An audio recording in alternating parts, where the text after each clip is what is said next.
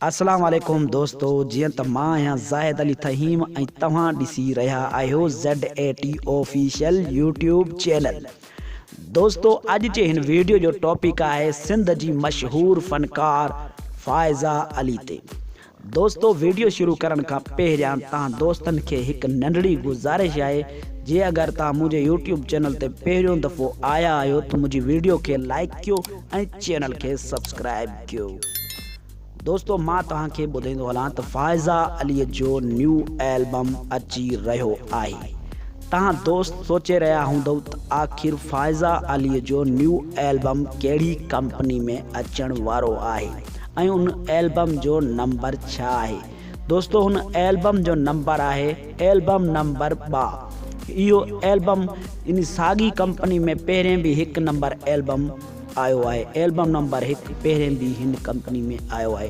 हिन कंपनी जो नालो आहे AD प्रोडक्शन। हिन AD प्रोडक्शन में भी एल्बम नंबर 2 अचण वारो आहे। दोस्तों हिन कंपनी जो मालिक यानी प्रोड्यूसर केरु आहे हिन AD प्रोडक्शन जो? दोस्तों अली दोस्त बुरड़ो साहब। अली दोस्त बुरड़ो साहब इन कंपनी जो मालिक आहे। दोस्तों AD प्रोडक्शन में एल्बम नंबर 2 फ़ाइज़ा अली जो तमाम जल्द अचण वारो आहे। दोस्तों अॼु जी नंढड़ी वीडियो तव्हां दोस्तनि खे पसंदि आई हुजे तो मुंहिंजी वीडियो खे लाइक कयो ऐं चैनल खे सब्सक्राइब कयो। तव्हां दोस्तनि जी वॾी महिरबानी आहे जो असांजी वीडियो खे लाइक कंदा आहियो ऐं कॉमेंट कंदा आहियो। तव्हां दोस्तनि जी वॾी महिरबानी। अल्लाह पाक तव्हांखे ख़ुशि रखे, सलामत रखे, जिथे हुजो ख़ुशि हुजो, आबाद हुजो।